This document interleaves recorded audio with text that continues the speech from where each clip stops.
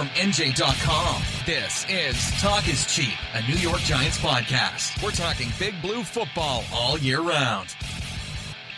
Welcome aboard, Giants fans, to episode 99 of Talk is Cheap, our New York Giants podcast right here on NJ.com. I'm Joe Giglio, joined as always by James Cratch, Dan Duggan. They cover the Giants for NJ Advanced Media. They were in Cleveland for a preseason version of Monday Night Football, which became pretty headline-worthy. We'll get into all of what happened, including the injury to Odell Beckham, the struggles of the offense, and where the Giants are as they move forward into their third preseason game against the Jets, the Snoopy Bowl, coming up at MetLife Stadium. And I want to remind all you guys, and we'll talk about this throughout the show, and we'll remind you again at the end, Monday, August 28th, it's coming up. It is next week. Depending on when you listen to this, it might be a couple days from now. We're going to be at Red's Restaurant in Carlstadt, 7 p.m.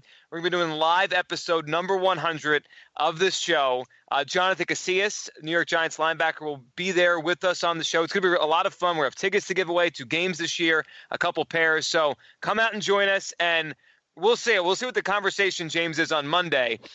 It's probably a good thing that this isn't episode 100 because there'd be a lot of doom and gloom and uh-ohs and oohs and ahs about Odell Beckham.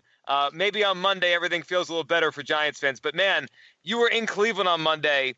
You both were. And the Giants and the Browns kind of, you would think a ho-hum second preseason game. It was anything but that, James.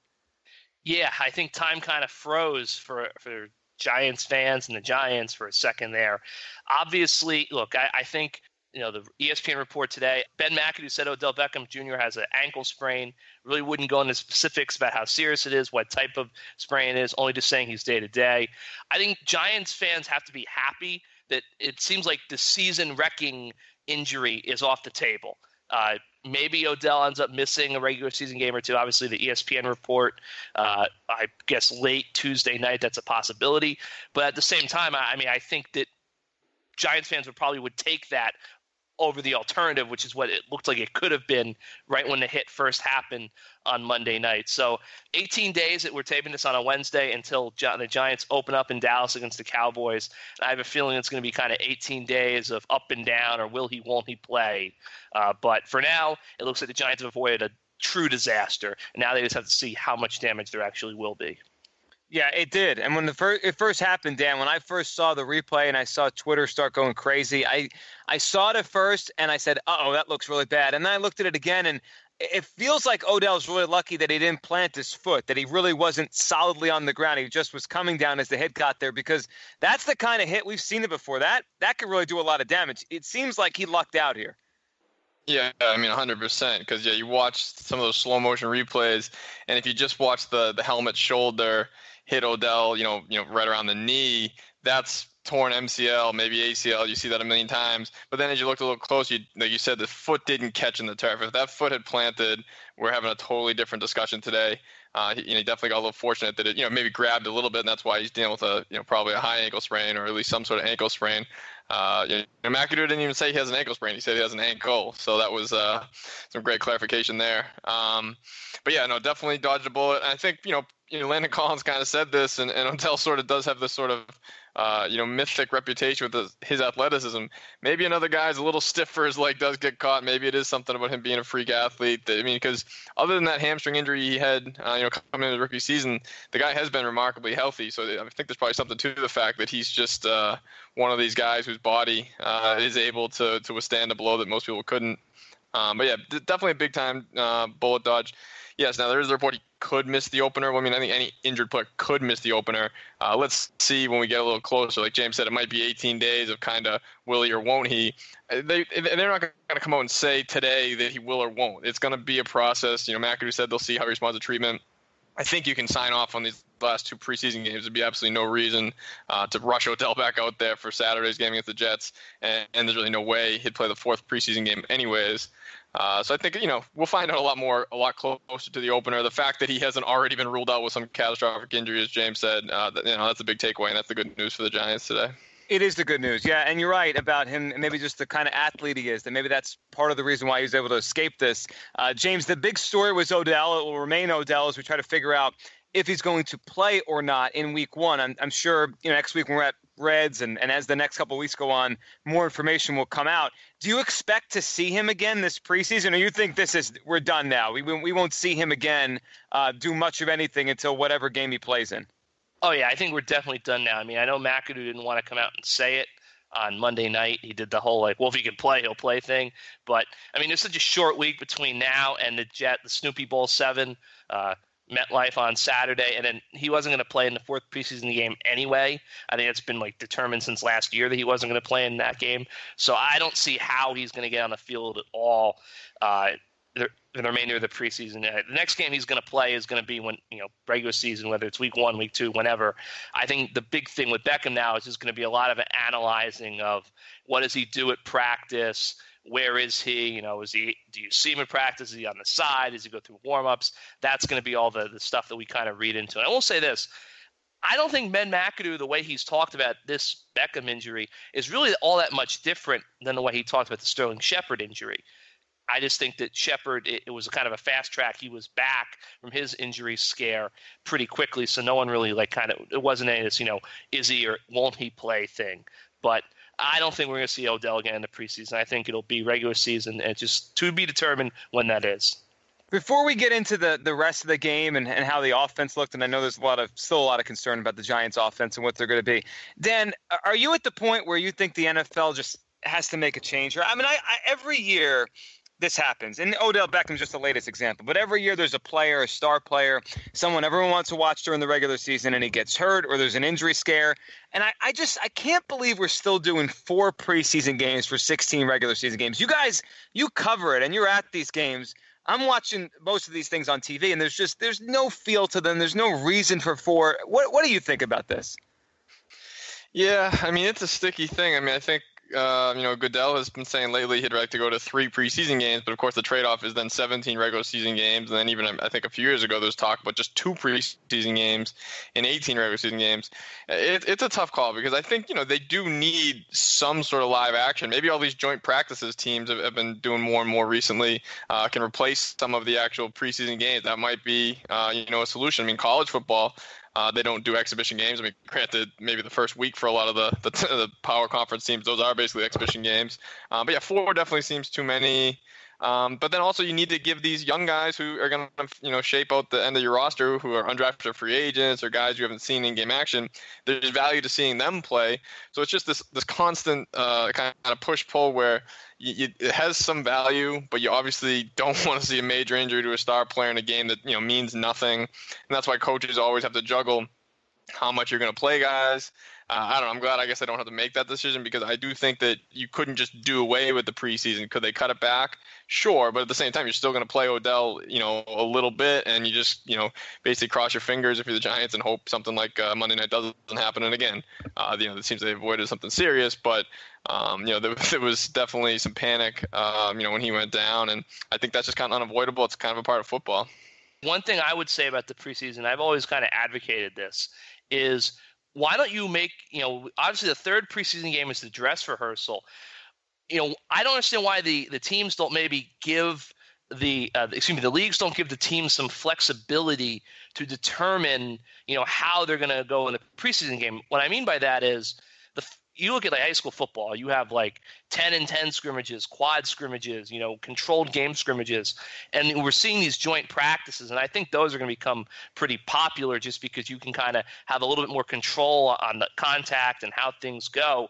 Allow teams to experiment with those first 2 preseason games. I mean, you're still going to have a preseason game. You're still going to charge admission, but if the Giants and the Browns and maybe obviously TV would probably be a concern with that, but look back to Friday night when the Giants played the Steelers. If Mike Tomlin and Ben McAdoo decide, okay, we're basically going to have a controlled scrimmage with some sort of game portion, and we're going to charge admission, and it's going to be like a game, it's just going to be different. Like maybe kickoffs won't be live, or maybe we won't tackle quarterbacks to the ground or something.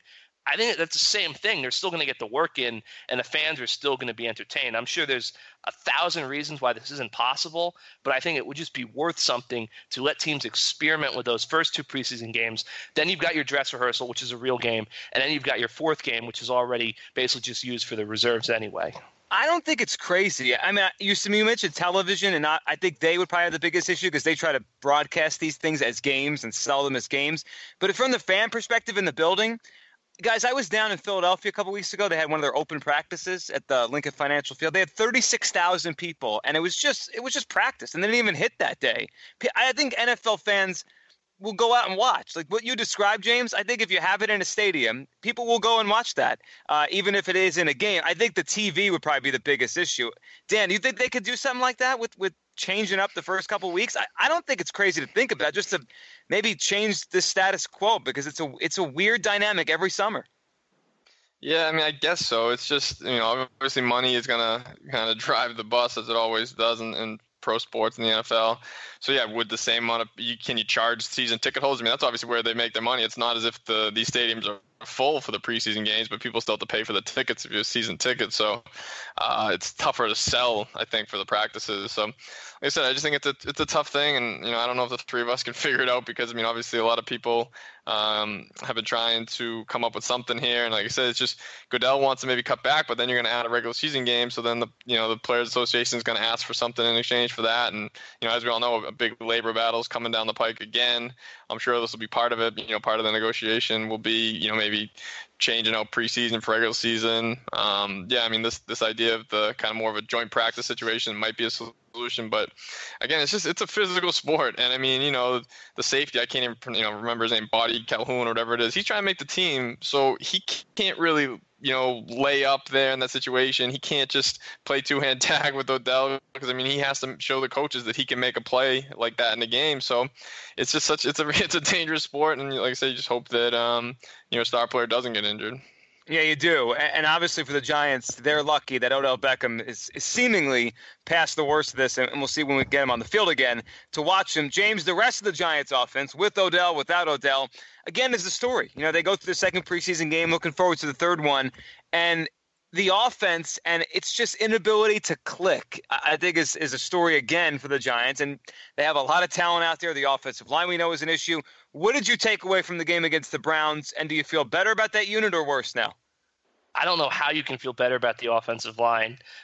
I just think that, you look at the game, they had struggles, that stunt where they blow up Eli, that can't happen, where the guy basically just waltz over the right guard. Eric Flowers, he didn't have any, game-wrecking snaps that really stood out, but I watched him closely, and I think a lot of people did, obviously. He keeps on, 3-4 times he locks Myles Garrett into that chokehold. And for whatever reason, the flag wasn't thrown. I don't know what the referee was the official was looking at, because he was literally standing right behind left tackle. But eventually those are going to be holds. There was even one snap where Flowers had solid pass protection, it looked like, and the official walked up to him, and I don't know what he said, obviously. I'm up in the press box, but for all we knew, he was telling him, that was a hold. That's your warning. There were some good snaps with Flowers, but I just keep on coming back to their run game. Ben McAdoo has stressed over and over he wants to be a heavy-handed football team.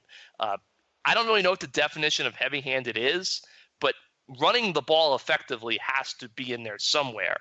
And this team continually cannot do it, and they'll have a 16-yard run and they'll have a 4-yard loss. And it's just, at some point, they're going to have to step up and run the ball. Because if they can't run the ball, then it's going to be so reliant on the pass. And we've already seen with Marshall and Beckham, 2 bad hits, and you're in a lot of trouble. A ton of trouble. And the offensive line, Dan, which we spent basically the entire episode on last week, they make a move. They add some depth. You wrote about it at NJ.com. It just feels like every week they're trying to figure out something different here, but I don't know if there's a solution. Yeah, and these are a lot of basically camp bodies or end of the roster guys. I think fans would like to see them get some of these veterans off the scrap heap who you at least have heard of. Would Nick Mangold come in at this point make a difference? Probably not, but I think at least that would maybe appease the fan base that, hey, you're getting a guy I've heard of who was, just played well in the NFL instead of some, former undrafted free agent that's bounced around practice squads. But I think it's kind of too late for that. At this point in the game, you're not going to get a game-changing offensive lineman. They had all offseason. Can't keep beating that dead horse. Although we probably will, because if the offense struggles, you're going to be able to look back to the same stuff we were talking about in February and March and April, when they just didn't address the position, and they were convinced somehow that getting a fullback, getting a tight end was going to overcome the fact that they don't have 5 good players that are their primary job is to block. I mean, they're kind of addressing all the peripheral issues, but ignored the main glaring one in the middle. And then Odell McAdoo said yesterday, and he will never criticize the offensive line. He goes, he bends over backwards not to do so. But I think there's some validity to his comments that it isn't just the offensive line. I mean, there was a play that was blocked perfectly. Orleans Darkwa has a huge run ahead of him, but Evan Ingram gets tripped up, falls in the hole, and then Darkwa falls over him, and it's like a 1-yard gain. You can't blame the offensive line for that. That's on Ingram. I know Red Ellison missed a block. The wide receivers didn't block on the first play, McAdoo was saying. The running backs aren't always finding the holes, although I'm still willing to give the running backs a bit of a pass, because if you're just running into traffic every play, the one time you have a little room, it probably catches you off guard. You're probably, whoa, wait, I didn't expect that hole. And by the time you realize it's there, it's closed up. But it's definitely it's kind of an offense-wide issue, but it starts up front. It's been a problem since last year, and the fact that they did nothing to address it, it's kind of crazy to expect it was somehow going to magically change overnight. Yeah, it hasn't, and it probably won't overnight. But can they get by? That's what I keep coming back to, James. Can this offense get by? And we'll get to the defense in a second, considering how good the defense continues to look. Can they get by? Or is there a feeling now? I'm starting to have the feeling that they're going to just struggle again, and it's going to take a team that has so much talent, and it's going to make it into a very difficult year for them to achieve their goals. Do you think this offense get by based on what you've seen? I mean, yes, in theory they could get by, but I feel like you're asking for a lot of kind of dominoes to fall into place. You're basically saying, this offensive line has to not completely implode. It has to play at some level of competency. You have this, quick strike offense, which is all predicated on Eli getting the ball out of his hand quickly to his playmakers. I mean, you have to be able to do that. You have to have those playmakers be on the field, which the big 3 wide receivers have all had injury scares this preseason.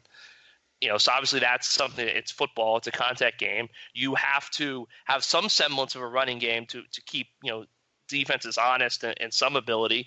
And I guess you can argue they have that if they can break off the 10, 15-yard run here and there. But you also keep going backwards when you get that run. I just feel like you're asking for a lot of best case scenarios to kind of all come together for them to survive, to weather this storm. And it just feels like if one piece goes awry, you've really got an issue on your hand. And they did it last year, but I think doing it again. Oh, and ball security. I mean, they keep on turning the ball over. That kills them too. So, yeah, I don't know. Could they do it? Sure. Will they do it? Maybe. But I think it's a hard bet to say they're definitely going to do it again. Dan, you mentioned Evan Ingram, and I saw you guys had a piece on NJ.com all about where he was lined up and what he was doing. What are you thinking about him now after a couple games, seeing him against other teams, the Giants' first-round pick? I mean, I think the blocking is still the concern that it was, and again, I don't think anyone ever should have expected him to come in and be a Pro Bowl blocking tight end. That's not what they signed him for. No, they drafted him for. But I will say I'm been pleasantly surprised. He's been more of a weapon as a receiver than I expected out of the gates. I mean, it's pretty well documented that rookie tight ends tend to struggle. You can't overreact to 3 catches in a preseason game, but it's just more the way that they're using him. He's out there a ton. He's lining up all over the place, like you mentioned. He had, a couple snaps, basically lined up as a fullback. That's where he had his 21-yard gain, which is a play. They certainly didn't have anyone capable of this last year, where he went through the hole on a play action fake and then got up the seam, in a hurry, and Eli got on the ball for a 21-yard gain. That's an element that was definitely lacking. Will Tye or Larry Donnell was not making that same type of play last season. So I think that's definitely a cause for excitement that he is showing signs of being this, matchup problem that, everyone kind of expected he could become. But I think it's going to be a work in progress. I mean, he played a lot on Monday night, and Red Ellison didn't. And it's hard to tell, basically, based on playing time in the preseason. They're going to give different guys different opportunities just to give them a look. I still think when the season comes, I think Red Ellison will be the main tight end. I think Ingram will play a ton, but I think, you come out on 1st and 10 a lot of times. I think if they're in a 3 wide receiver set, I think Ellison will be the guy at tight end. Of course, if Ingram keeps producing, that might change. I think that they'll use him in a lot of different ways, which they've already shown. But I think the early signs there are pretty promising that he definitely could add an element, to this passing game. He could, and that would if they can block, you would think the passing game is going to have a lot there. James, before we get to the defense and maybe some of the good things from this game, What's your feeling right now? I want to get both of you guys on this. You're feeling halfway through this preseason. I know the third game is probably going to impact a lot of the way we think about the NFL heading into the season, whether it's the Giants, whether it's the competition, the NFC. So I'm sure in our show next week at Reds, we'll probably look at this division and look at the season because we'll have a good picture of what the Giants are through 3 games. But right now, heading into the Snoopy Bowl, what's your feeling on this Giants team? You've been around them basically for a month now since training camp started to where we are heading into this week. Good feeling, bad feeling about where you were 3 weeks ago? How are you feeling about this Giants team? For me, I don't think the outlook has changed much just because I think coming into this year, I was a little bit skeptical that this team was going to take off like a rocket ship, like some people seem to think, just based on the schedule being much more difficult and the fact that I never really felt they addressed the offensive line needs sufficiently. I think we've been pretty consistent that a lot of this has just been faith and hoping that, Bobby Hart and Eric Flowers are going to play better than they have their first 2 years in the league. And that's just about it. This faith that they've been going on. The defense has looked really good to me, and I think that this defense could be even better than it was last year. I think B.J. Goodson is clearly a superior player to whatever Kelvin Shepard gave them last year. I think Darian Thompson, he was around the ball twice on Monday night, didn't get a pick, but if he starts to catch some of those into interceptions like he was known for in college, that kind of gives an element to the defense. Landon Collins, I think, is the sky's the limit with him. So I think this is a defense that could be really good. But I keep on coming back to the idea that they gave up 20 points against the Steelers and they gave up 10 points against the Browns. I know it's just a preseason. The Giants should win those games if their defense is going to give up between 10 and 20 points every week. And they're 0-2 because the offense hasn't found the end zone and they turn the ball over all the time. That's my big thing with them. I think the defense could be really good, but if you're putting yourselves in a position where you basically have to ask that defense every week, you got to hold these guys under 20 points or else we have because I think going back to last year, off the top of my head, they didn't score 20 points as an offense in the final 6 games, I think, last year. That's right, yeah. It's just that's my thing. I think this defense could be really good, like top 3 good. And if the offense is good, then they could really do some damage. But this offense, I'm going to be honest with you, I think the way the offense looks now is more concerning than a year ago. They got shut out in Buffalo a year ago, but you've got all these weapons. You've added Red Ellison, Evan Ingram, Brandon Marshall. So I'm not writing the Giants off yet this year, but I think there definitely needs to be some concern from the outside and some soul searching from the inside. Yeah, and you mentioned we'll get to the defense, and we'll get Dan's take on how he feels right now. But I'm looking at the numbers on last year in terms of which teams gave up the least points per game. Giants were second, 17.8, but only 8 teams gave up less than 20 points a game. It's hard. It is hard in the NFL today, even if you're a good defense, to give up less than 20 points a game every week. It's so easy to score now, and every rule is dictated towards offense. Dan, how are you feeling about this team compared to where you were maybe a couple weeks ago? Yeah, I don't think it's really changed because, I think maybe we expected the offense to look a little better, but you also have to keep in mind now that Eli and Brandon Marshall and Odell and all those guys have only played a quarter and a half. So it's a little too early to totally jump ship because, I do think the offense should be better. But again, obviously, as we addressed in depth, the concerns on offensive line are very real. But, they won 11 games last year with a great defense, and that defense, as James said, should be better, which is sort of a scary thought probably for the rest of the league because they had a outstanding defense last year with a non-factor at middle linebacker, and B.J. Goodson, it's 2 preseason games, but he looks like he's going to be a factor. Just go back, I posted a clip of the sack he had on Monday night where he just blew up the running back, sent them back over 5 yards, and then sacked the quarterback.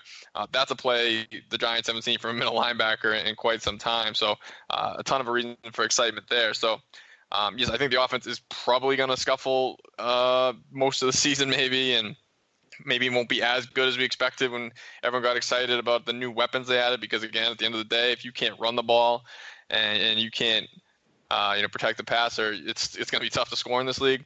But I don't think there's any real reason to start jumping ship because the defense is going to keep you in pretty much every game. They did it last year, and obviously they were able to squeeze out a bunch of those wins. Now maybe they don't be as good down the stretch and they lose a couple of those games. We'll see. But I don't think it's any reason to, like I said, jump ship, because I think this is still a very good defense, and that's going to give them a chance, week in and week out. James, Dan just mentioned Goodson there, and I actually had the game on a little bit the other night late during the broadcast, the radio broadcast of the game. And I think it was Lance Meadow and Jeff Fiegels were talking about B.J. Goodson and how impressive he's been when they've put him on the field in these preseason games. I mean, it just seems like they have a playmaker now at middle linebacker, not just a guy. They've had plenty of guys over the years that have played middle linebacker, and we know the Giants don't. They don't overly value linebackers. They don't take them in the first round. But this kid, and I know it's only the preseason, you guys see him more. You see him in practice. He just seems like he's going to also make plays outside of just making the play that comes to him. That's something they haven't had in a while. No, I think, since I've been on the beat, in 2015, there's kind of been this yearning from Giants fans to have that kind of 3-down, steady, leading middle linebacker. And I think the Giants may have, it's early, knock on wood and everything, just the preseason, but I think they may have found that guy in Goodson. He's been out in the nickel packages, and some of that's been due to the fact that, Keenan Robinson's been out with a concussion, but he's looked fine in the nickel packages. So I think that if the Giants can have a guy who stays on the field all 3 downs, wears the headset, is the quarterback of the defense, they're going to be in great shape. And, it looks like, things kind of went slowly for Goodson last year. I think he played 13 defensive snaps. He never really had much of a role there. But it looks like that year, that redshirt year, if you want to call it, of course, he was on special teams a lot, has done him well. It has. I mean, he looks like a different player than he was in the past, and he gives them an extra dynamic. And, Dan, they're going to rely on this defense. We know that, and we talked about how good they could be. Is there any fear that they're asking too much, that, like James was saying a few minutes ago, asking too much of them, that if they're not a top 5 defense, the Giants can't be what they want to be? Do you think they feel the pressure, or do you think they're just going to go play their game? Yeah, I mean, I think they're going to play the game because, they were in this position all last year, so there won't be anything new. I think if you want to talk about a fear, it would be an injury. They're as good as their top 11 or 12 guys are. There's not a ton of depth at some key spots. I mean, you look at cornerback or even really safety, linebacker. Actually, I could just go down the line. There's really not a ton of quality depth really in any position, maybe outside of the defensive end. So it's certainly an injury there could be at any spot could be a big blow. But otherwise, if they stay relatively healthy, there's no reason to expect them to be anything less than what they were last year. Again, I think they'll be better. Again, it's tough though. It's tough to win games in this league by 3 points, 2 points, 4 points like they did all last season. So the football gods may even things out a bit. I think the offense needs to carry their weight a little more. You can't just rely on this defense to bail you out week in and week out. But I do think that this defense is capable. Again, they proved it last year, and so far so good as far as what they've looked like in this preseason. No real signs that guys got fat and happy off of last year. I mean, when you see Olivier Vernon chasing the tight end 30 yards downfield, knocking the pass away, I mean, that's in a preseason game. That was one of the more incredible athletic plays that sort of almost got overlooked. I just think it was people probably couldn't even comprehend that was a defensive end running with Njoku, who was a very fast tight end. So. Just a lot of good signs on the defense. It just seems like it's the exact same team as last year, where we're gonna be questioning the offense week in and week out, and knowing that the defense is gonna be there every game. It is. That's what the Giants became known for last year. It took them to the playoffs. James, before we move on from the game, we have to talk about the backup quarterback situation. I think you wrote the other day that we got the full Geno Smith experience on Monday night against the Browns. Give me your thoughts right now on the Giants' backup quarterback battle and where it is. I can't take credit for that. That was Dan, I believe. Oh, was it? Well, you know what? It was a great line. Whoever it was, it was, because that's Geno Smith. Yeah, I heartily agree with Dan. Look, I think Geno has been what he was with the Jets. He has some moments where he really impresses you. He makes some great throws. And then he throws an interception, or he calls a timeout that infuriates Ben McAdoo. Or he had 2 botched handoffs in the span of 4 snaps in practice and has to go run a lap around the field. I think Geno has clearly outplayed Josh Johnson this summer. No ifs, ands, or buts about it. He's younger. He's got more talent. I get all that. But I think we're kind of seeing this with so much focus on backup quarterbacks all around the NFL with the whole Colin Kaepernick thing. It's not all the time that a team takes that necessarily goes with the best available backup quarterback to them, like on a talent level. There's other things that factor into it. And I think there's a strong possibility if Geno, and I still think at this point, you'd say he's the favorite to get the job, but if he keeps on making these mistakes, I think there's a very real possibility that Ben McAdoo says, I'd rather have Josh Johnson, who's been in the offense for a year, and he holds on to the ball too long, but at least he holds on to it, than Geno, and have this big roller coaster ride if he has to play for some reason. And you never know when he's going to have to play. You never know when Eli's going to go down, and you're going to need a backup quarterback. It's amazing the conversation that's emerged from this, because you would think with Eli's career the way it's been, this isn't a big concern. But again, you never know when the Giants are going to need to go to that backup quarterback. All right, guys, let's look forward here. Giants, Jets, the Snoopy Bowl, which is always an oddly big thing for a day in this area every summer. It's a line for each team to look at each other and say, all right, this is where we're at, third preseason game. The feel will change based on what we have. Dan, we know the Jets are really bad. We know the Giants are projected to be good. What are you looking for besides results on Saturday night? Yeah, I think it's funny. It's a rare preseason game that actually has some storylines to it. And, you got the kind of the former Jets cast-offs, or not necessarily cast-offs, just the former Jets with the Giants. It's going to be interesting to see how that plays out. Will Sheldon Richardson get his shot to exact a little revenge on Brandon Marshall? I think that's going to be really interesting. I think I'm the Giants. I might just err on the side of caution. Marshall banged up his shoulder the other night.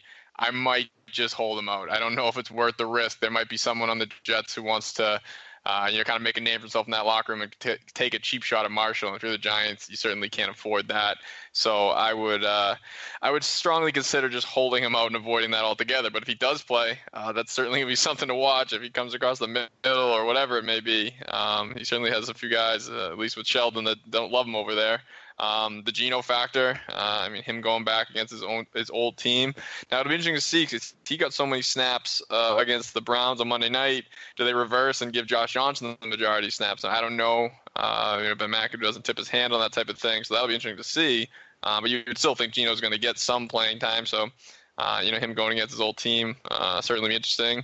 And then even Wilkerson and Justin Pugh had some trash talk on social media a couple of weeks ago. So like I said, it's rare that a preseason game actually has some good storylines, but I guess that's what happens when you share a stadium, you share a market, there's a little bit more crossover. So just be interesting to see if there's any fireworks for a preseason game, which usually you don't go in expecting. No, you don't, especially since Rex Ryan left. He used to try to pump this thing up a little bit. James, Snoopy Bowl, I know you're a big Snoopy Bowl guy. What are you looking for? Yeah, it feels like it's, I don't know, my first year in the beat was 2015, so Rex was gone, and it just felt like all the air had been let out of the Snoopy Bowl. But no, it kind of feels like we're getting back there. I just want to see the Giants actually, if they can put something together on offense. This is not a defensive line that, is anything to – the Jets aren't very good, but their defensive line is really good. Wilkerson, Sheldon out there, Leonard Williams. They have a defense that, some young players that can make plays. I also think, having, the safeties the Jets brought in and Landon Collins out on the field, at the same time, obviously not going directly up against each other, will be something to watch. So, yeah, I think this is going to be an interesting Snoopy Bowl, an exciting one. There's a lot of storylines, but for the Giants, I think it's the offense. The offense coming home, the natives are restless. The Giants have to show something on offense, or else I think it's going to be like DEFCON 1 going into that final preseason game and then going into week 1 in Dallas. All right, well, you led me into how I think we should end this week's podcast. Let's do a little prediction here. Dan, we'll start with you, Dan, and then we'll go to James, then I'll give mine. Monday night, we're going to be at Reds in Carlstadt, 7 p.m. Jonathan Casillas is going to be with us. It's going to be awesome. We have tickets to give away. We hope all of you come out there and join us, have some food, hang out. You could hop on with us and talk to us on the breaks, and Casillas is going to be there answering questions. It'll be a really fun time. 7 p.m. Monday, the August 28th at Carlstadt, Reds in Carlstadt.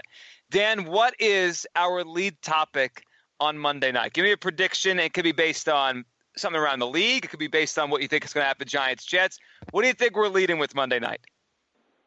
Oh, that's a good question. How about the offense is still a concern. I don't think they're gonna snap their fingers and figure it out in a week, and especially against, as James said, for all the Jets' problems, they do have a pretty good defense, especially up front, which lines up pretty well with the Giants' biggest weakness. So Much like last preseason, where we went into the season pretty underwhelmed by what we had seen from the offense. I think it's going to be more of the same. I think probably the hand wringing will grow a bit. The chatter about the offensive line will get a little bit louder.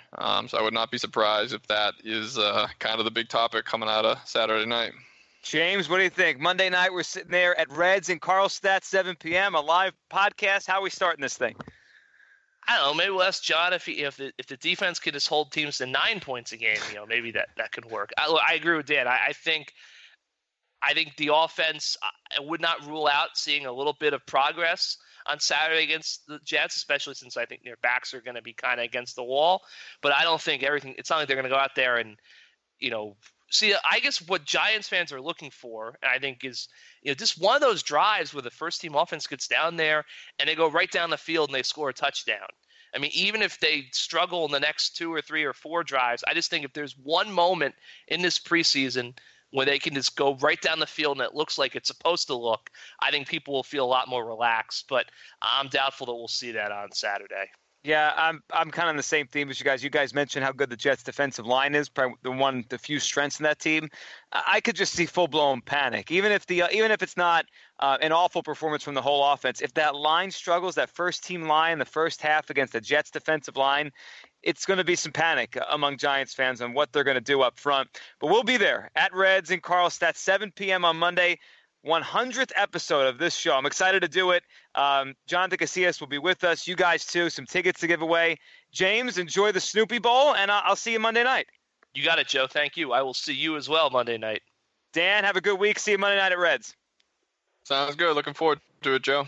Everyone, thank you for listening to episode 99 of Talk is Cheap. We'll see you for the live 100th episode at Reds in Carlstadt, Monday night, August 28th.